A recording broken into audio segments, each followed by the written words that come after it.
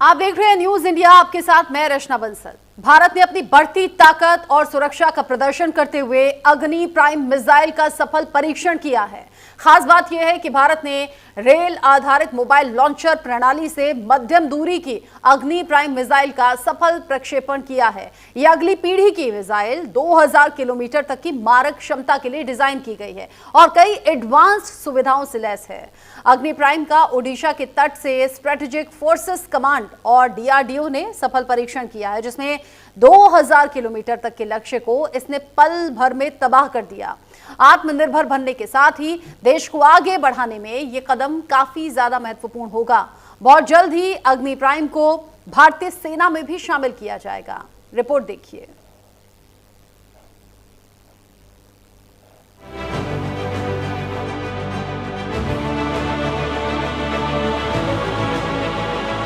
Operation सिंदूर में पिटने वाले पाकिस्तान की अब फिर नींद उड़ने वाली है और उसका समर्थन करने वाले देशों के भी पसीने छूटने वाले हैं, क्योंकि भारत लगातार अपनी सैन्य शक्ति को बढ़ा रहा है। इसी कड़ी में नवरात्रि में सेना को एक और शक्ति मिल गई है। भारत ने अग्नि प्राइम मिसाइल का सफल टेस्ट कर लिया है। ये टेस्ट रेल आधारित मोबाइल लॉन्चर प्रणाली से किया गया है। अग्नि प्राइम मिसाइल मध्यम दूरी मारक क्षमता के मिसाइल है और कई एडवांस सुविधाओं से भी लैस है। अग्नि प्राइम मिसाइल चलती ट्रेन से अब दुश्मनों पर हमला करने में सक्षम है। इसकी मारक क्षमता 2000 किलोमीटर की है। अग्नि प्राइम अग्नि सीरीज की सबसे आधुनिक मिसाइल है। रेल आधारित मोबाइल लॉन्चर से मिसाइल का परीक्षण किया गया। मिसाइल इंटरमीडिएट रेंज वाली है। 2000 किलोमीटर तक की इसकी मारक क्षमता है। अग्नि प्राइम कई एडवांस फीचर से लैस भी है। दुश्मनों के ठिकाने को सटीक तौर पर मार सकती है। छोटे समय में लॉन्च भी हो सकती है। यहां तक कि चलती ट्रेन से भी इसे लॉन्च किया जा सकता है और कहीं पर भी हमला कर सकती है।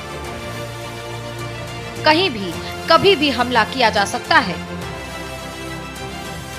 कम विजिबिलिटी भी हो तब भी ये काम कर सकती है।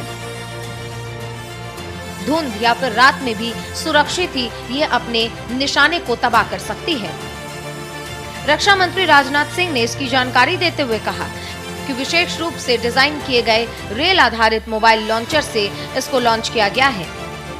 ये अपनी तरह का पहला प्रशिक्षण है जिसमें बिना किसी पूर्व शर्त के रेल नेटवर्क पर चलने की क्षमता है, जिससे ये देश भर में कहीं पर भी ले जाया जा सकता है। इसे बेहद ही कम दृष्टिया के बावजूद भी कम प्रतिक्रिया समय में प्रक्षेपित कर सकते हैं।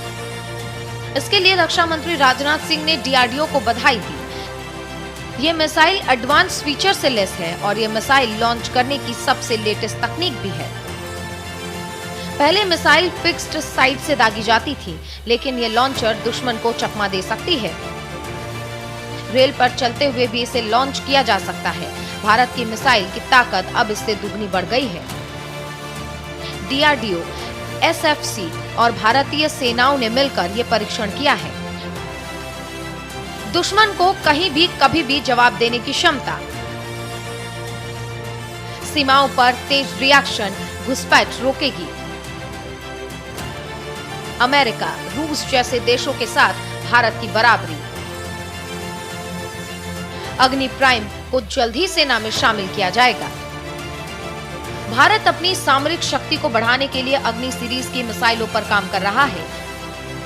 भारतीय रक्षा बलों के पास अग्नि 1, अग्नि 2, अग्नि 3 और अग्नि 4 के साथ अग्नि 5 मिसाइलें हैं। इसकी रेंज 700 से 3500 किलोमीटर तक है। लेकिन अब सुपर मिसाइल अग्नि प्राइम का सफल परीक्षण हो चुका है। अग्नि प्राइम को जल्द ही सेना में शामिल किया जाएगा और अब दुश्मनों के ठिकाने को पलक झपकते ही तबाह कर दिया जाएगा। भारत अपनी ताकत बढ़ा रहा है और दुश्मनों की टेंशन भी। Bureau report, news India. अग्नि प्राइम मिसाइल जाहिर सी बात है देश के लिए एक बड़ा मौका है। भारतीय सेना के लिए एक मजबूत ताकत के तौर पर अब इसे जोड़ा जाएगा और जाहिर सी बात है जो दुश्मन देश हैं चीन या फिर पाकिस्तान, उनके लिए जरूर बेचैनी भरी खबर है। मेरे साथ में इस पर बात करने के लिए group captain retired UK Devnath sir जुड़ गए हैं डिफेंस एक्सपर्ट के तौर पर। साथ ही मेरे साथ में सौम्या दत्ता भी जुड़ने वाली हैं बतौर साइंटिस्ट, उनका व्यू भी इस पर हम जानेंगे। सबसे पहले यूके देवनाथ सर, आपका रुख करते हुए आप दोनों का ही स्वागत न्यूज इंडिया पर।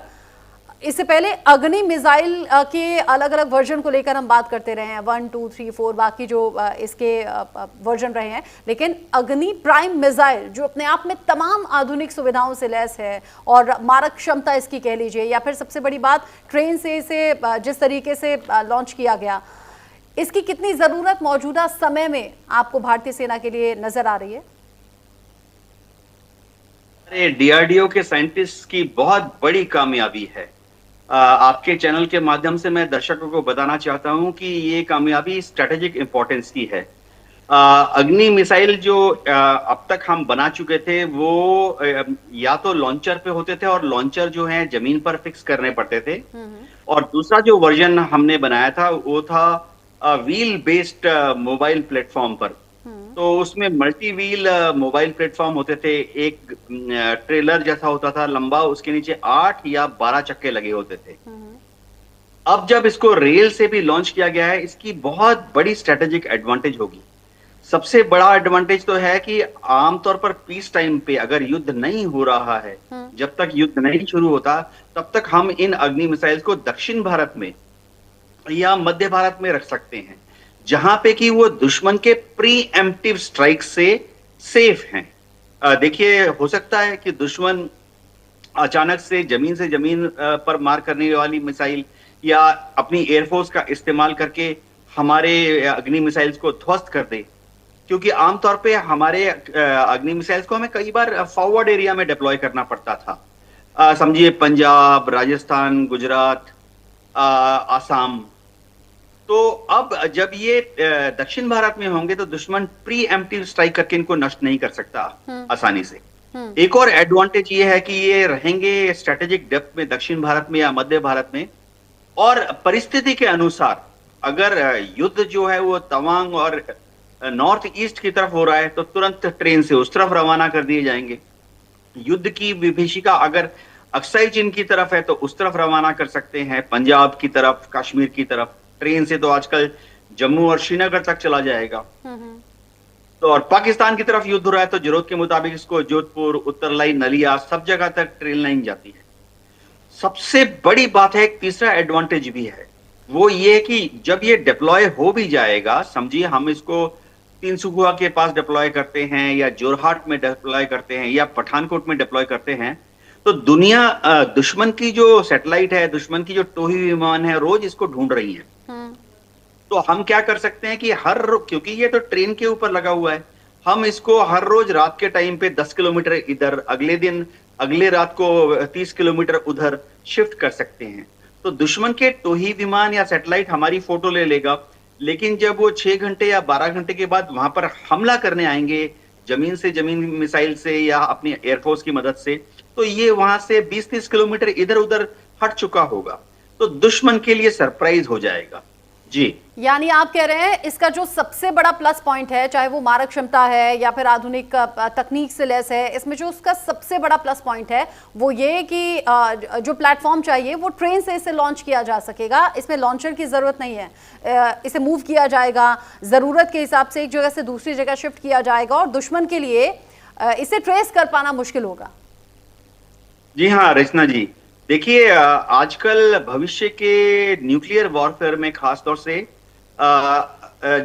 सर्वाइवेबिलिटी बहुत इंपॉर्टेंट है।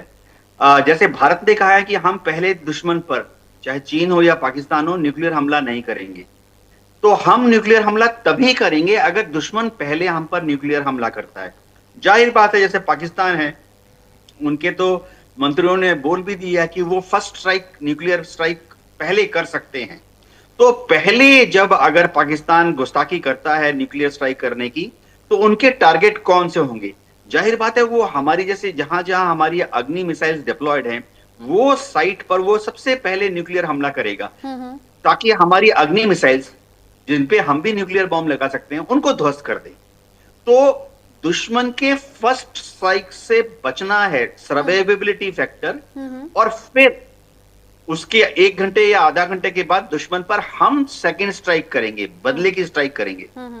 तो हमें अगर दुश्मन के फर्स्ट न्यूक्लियर स्ट्राइक से बचना है, तो अगर ये ट्रेन पर माउंटेड है तो ये हमेशा दाएं बाएं, इधर 10 किलोमीटर उधर 30 किलोमीटर रहेगा। दुश्मन को पता रहेगा कि चलो इन्होंने जलंधर में डिप्लॉय की है, लेकिन पता लगा कि वो जब तक जलंधर पे बम गिराने आए तब तक हमने उसको लुधियाना के पास ले गए रेल की पटरी पर। जी अच्छा, एक बात और मैं यूके देवनाथ सर आपसे समझना चाह रही थी, ये चलती ट्रेन से भी इसे लॉन्च किया जा सकता है क्या? मतलब अगर हमें कहीं निशाना साधना है, अगर कहीं हमला करना है, तो उसका स्टेबल रहना जरूरी है ना? क्या ये चलती ट्रेन से भी हो पाएगा और निशाना कहीं इधर उधर होने की कोई गुंजाइश तो नहीं होगी अगर ऐसा है तो? रचना जी, अभी जो ट्रायल किए गए हैं इसमें ट्रेन को रुकना पड़ता है। अच्छा। उसमें कोई खास दिक्कत है नहीं, क्योंकि जब ये ट्रेन चलती हालत में है तो इसके जितने सिस्टम्स हैं, सब सिस्टम्स हैं, सबको गैल्वेनाइज किया जाता है, यानी सबको ऑन रखा जाता है। और उसके बाद ट्रेन को आप कहीं करीबन 5 से 7 मिनट रोकिए, ताकि इसके जो इनर्शियल जाइरो, यानी आप कह रहे हैं कि चलती ट्रेन में इसे स्टैंड बाय मोड पर रखा जा सकता है, पूरी तरह से तैयार किया जा सकता है अटैकिंग मोड के लिए, और फिर जहां आपको रुकना है रुककर आप सटीक हमला कर सकते हैं, ऐसा? एकदम एकदम थोड़े देर के लिए रुकना पड़ेगा, जस्ट 5 से 7 मिनट के लिए, ताकि इसके जो जाइरो जिम्बल्स हैं इसमें लेजर जाइरोस भी लगे हुए हैं, यानी मूविंग पार्ट नहीं है, लेकिन लेजर बीम एक ट्रायंगल के अंदर मूव करती है। लेकिन उसको भी एक शब्द होता है इरेक्शन टाइम, यानी उसको ऑन करने के बाद वो एक फ्रीक्वेंसी होती है 18,000 या 36,000 आरपीएम, उस पर उसको स्टेबलाइज होना पड़ता है। उसमें 3 या 4 मिनट का समय लगता है। उसके बाद जब आप इसको लॉन्च करेंगे तो ये 2000 किलोमीटर दूर जाकर शत्रु के टारगेट पर एक्यूरेटली प्रहार कर सकती है। तो क्या होता क्या है कि ट्रेन चल रही है, आपने पहले से ही इस तरह की जगह बनाई हुई होती है जो कि थोड़ा कैमोफ्लेज और कंसील्ड एरिया होता है, जंगल के अंदर, पहाड़ों के पास, किसी गुफा के, जैसे रेल लाइन सुरंग के अंदर से जाती है उसके पास। तो किया क्या जाएगा कि ये जैसे ट्रेन अगर किसी गुफा के अंदर है, वहां इसको स्टैंड बाय मोड पे वार्म अप कर लिया जाएगा, और थोड़ी देर के लिए गुफा के बाहर ट्रेन आएगी और इसको लॉन्च कर देगी 5 से 7 मिनट के अंदर। तो वो 5 से 7 मिनट के अंदर दुश्मन उस वक्त कोई काउंटर स्ट्राइक करेगा, इसकी प्रोबेबिलिटी ना के बराबर है। जी बिल्कुल, आप रहिए मेरे साथ में सौम्या दत्ता भी जुड़ गई हैं, बतौर साइंटिस्ट आप जुड़ी हुई हैं। सौम्या जी, आपका भी स्वागत न्यूज़ इंडिया पर।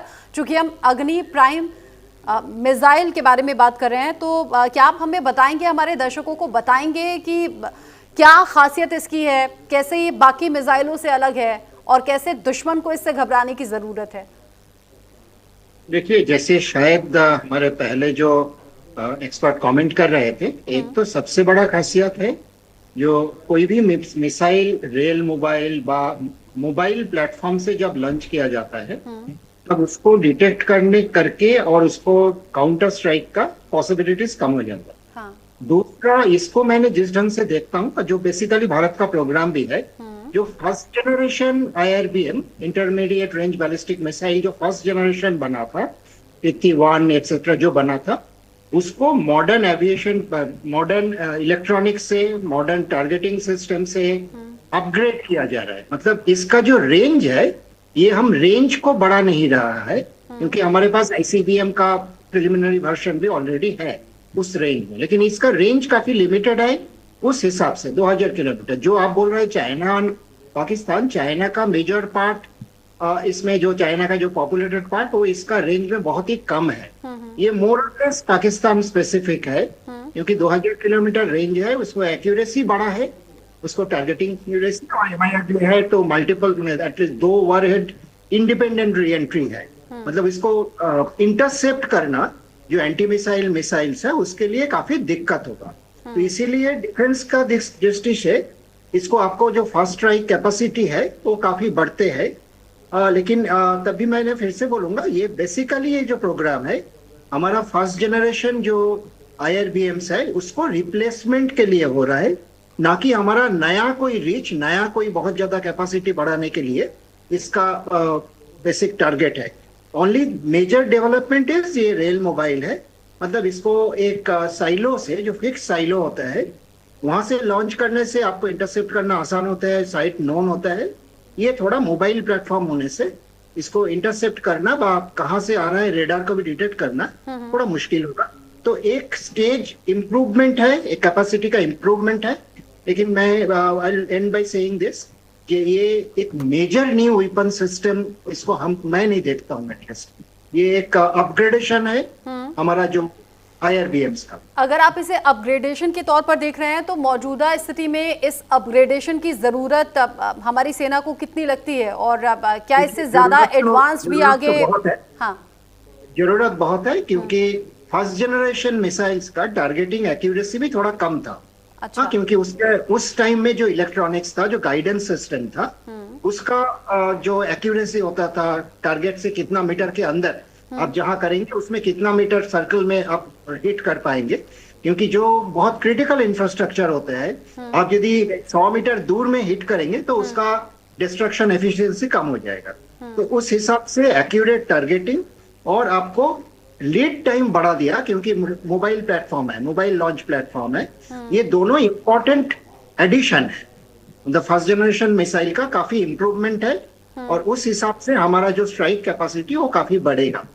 एंड दिस कैन, ये एक डिटरेंट जैसे भी, क्योंकि पाकिस्तान के पास स्ट्रेटेजिक न्यूक्लियर स्ट्राइक कैपेसिटी है। एंड मुझे जो लग रहा है, ये दिस इज नॉट, ये वाला जो है प्राइम जो है, अग्नि प्राइम, ये basically not China centric, not China focus, is basically Pakistan focus, क्योंकि चाइना के लिए आपको longer range more powerful missile चाहिए, जो भारत के पास है दूसरा मिसाइल। अच्छा, तो इस इंप्रूवमेंट डेफिनेटली है, हमारा कैपेसिटी बढ़ेगा, but this is an upgrade. Upgradation और इम्प्रूवमेंट के तौर पर आप अग्नि प्राइम को देखते हैं और आप बता रहे हैं कि मौजूदा वक्त में इसकी ज़रूरत है। अच्छा, जो 2000 किलोमीटर तक इसकी मारक क्षमता है, एक सवाल मेरे जहन में आया सौम्या जी, अगर आप बताएं तो, अगर 2000 किलोमीटर तक मारक क्षमता है और नज़दीक का कोई निशाना है जो जहां पर सटीक हमला करना है, वो करने के लिए भी ये पूरी तरीके से एबल है? मतलब अगर कम दूरी का निशाना लगाना है तो भी ये सटीक निशाना लगा सकती है क्या? देखिए, 2000 kilometre is its maximum range, जो जितनी मैक्सिमम दूरी में वो स्ट्राइक कर सकते, मतलब वो 500, 1000, 700 या 800 किलोमीटर पर भी वो उतना ही सटीक निशाना लगाएगा। 1600 के अंदर भी, मतलब 2000 किलोमीटर से नीचे बहुत शॉर्ट रेंज के लिए ये मिसयूज होगा। अच्छा। बहुत शॉर्ट रेंज के लिए हमारा जो बाकी जो पृथ्वी मिसाइल्स है, उस ढंग का मिसाइल्स यूज किया जा सकता है, लेकिन 2000 किलोमीटर के अंदर एक रीजनेबल रेंज, मानिए 1000, 1200, 1500 किसी भी किलोमीटर में आप इसको टारगेटिंग कर सकते हैं। और जो मैंने बोला, इसको guidance and accuracy, targeting accuracy काफी बेहतर है, क्योंकि आज के दिन का जो इलेक्ट्रॉनिक गाइडेंस सिस्टम, वो आज से 10 साल पहले का इलेक्ट्रॉनिक गाइडेंस सिस्टम से काफी इंप्रूवमेंट हो चुका है। तो उस हिसाब से फोर्सेस का ये जरूर एक अपग्रेडेशन है, एक कैपेसिटी इंक्रीज है, और एक जो मैंने बोला, एक युद्ध, क्योंकि हमारा प्राइमरी टारगेट होना चाहिए ये मार दे, हम जाके हमारा मिसाइल मारे, पाकिस्तान हमारा मिसाइल मारे, that is not the primary target. इसका मेजर एक है डिटरेंट, मतलब ये जो मिसाइल मारना, आप जानते हैं, पाकिस्तान भी जानते हैं, यदि हम मारेंगे तो हमारे पास 5 और मारने का भारत का कैपेसिटी है, वो मोबाइल लॉन्चर है, उसको एक्यूरेसी हाई है। तो एक युद्ध को प्रिवेंट करने के लिए, जिसको हम डिटरेंट कैपेसिटी बोलते हैं, उसको बढ़ाने में इसको ज्यादा वैल्यू है। ठीक है, आप रहिए मेरे साथ में, चूंकि यूके देवनाथ सर, अभी पिछले दिनों जिस तरीके से पहलगाम घटना घटी, उसके बाद में पाकिस्तान के खिलाफ ऑपरेशन सिंदूर लॉन्च करना पड़ा, बावजूद इसके पाकिस्तान न सुधरा न संभला। ऐसे में पाकिस्तान के लिए खबर कितनी बड़ी होगी, या क्या संभलने की जरूरत होगी, या क्या बदल जाएगा इसके भारतीय सेना में शामिल होने के बाद? रत्ना जी, इस तरह की जो स्ट्रेटेजिक वेपन्स होते हैं, इंटरमीडिएट रेंज या इंटरकॉन्टिनेंटल बैलिस्टिक मिसाइल, इनका वैल्यू डिटरेंस पर ज्यादा होता है। यानी आम युद्ध में या युद्ध के शुरुआती दौर में इसका इस्तेमाल नहीं किया जाता। ये मिसाइलें रखते इसलिए हैं कि आप दुश्मन को कन्विंस कर सकें कि भाई तुम हमारी तरफ कोई न्यूक्लियर वेपन मत फायर करना, क्योंकि अगर तुम हमारी तरफ न्यूक्लियर वेपन फायर करोगे तो हम उस बहुत ही भयंकर, करारा, सटीक, एक्यूरेट काउंटर स्ट्राइक करेंगे, सेकंड स्ट्राइक करेंगे। तो जैसे कि डॉक्टर सौम्या दत्त ने बोला कि ये डिटरेंस के लिए है कि हमारी तरफ टेढ़ी नजर मत करना, अगर टेढ़ी नजर की तो हम तुम्हारी आंख निकाल देंगे। आमतौर पे सारे युद्ध जो हैं आजकल कन्वेंशनल हथियारों की मदद से ही लड़े जाते हैं। एक कहावत है कि जैसे हाथी के दांत होते हैं, ये मिसाइलें इस्तेमाल करना बहुत ही बड़ा डिसीजन होता है, क्योंकि देखिए चाहे पाकिस्तान इस्तेमाल करे या भारत इस्तेमाल करे असली युद्ध के दौरान, इसका जो इम्पैक्ट है वो पूरी दुनिया पर पड़ जाता है। एक ग्लोबल साइकोलॉजिकल इफेक्ट पड़ता है। अमेरिका, रूस, चाइना सबका इन्फ्लुएंस इस तरफ या उस तरफ डिसबैलेंस होकर रुख अख्तियार कर सकते हैं। तो ये एक पॉलिटिकल वेपन है। अब आमतौर पे जो मिलिट्री कमांडर्स हैं उनके हाथ में नहीं है ये वेपन। फायर करने के पहले कैबिनेट कमेटी ऑन सिक्योरिटी की मीटिंग होगी। आप देखेंगे वहां पे हमारे जनरल्स और एयर मार्शल्स सिर्फ अटेंडेंस के लिए जाएंगे बिफोर एन अग्नि type of weapon is fired. Decision पूरा सीसीएस में जो पॉलिटिकल लीडरशिप है उनके द्वारा ही लिया जाएगा। मैं बताना चाहता हूं कि जैसे प्राइम मिनिस्टर हैं, रक्षा मंत्री हैं, विदेश मंत्री हैं, शायद श्री अजीत डोभाल या एनएसए इस मीटिंग में जहां डिसीजन लिया जाता है वहां chief of army staff, CDS, ये सब सिर्फ अटेंड करते हैं। जी, जिस तरीके से आपने बताया ना कि ये स्ट्रेटेजी वाइज भी ज़रूरी रहता है इस तरह की ताकत बढ़ना, और ये साइकोलॉजिकल प्रेशर भी डाला जाता है, तो वाकई इस तरह की चर्चा है, रणनीतिक ताकत बढ़ेगी, सुरक्षा इससे जाहिर तौर पर बढ़ेगी, वैश्विक स्तर पर नाम होगा। अमेरिका और रूस जैसे देशों के साथ भारत की अब बराबरी इसके बाद में कही जाएगी, तो जाहिर सी बात है भारत के लिए, भारतीय सेना के लिए बड़ा पल है, गौरव का पल है। बहुत शुक्रिया आपका यूके देवनाथ सर और सौम्या दत्ता जी, आप दोनों का ही शुक्रिया न्यूज़ इंडिया के साथ जुड़ने के लिए, इस डिस्कशन में साथ में रहने के लिए। छोटा सा ब्रेक यहाँ पर ले रहे हैं, लौटेंगे।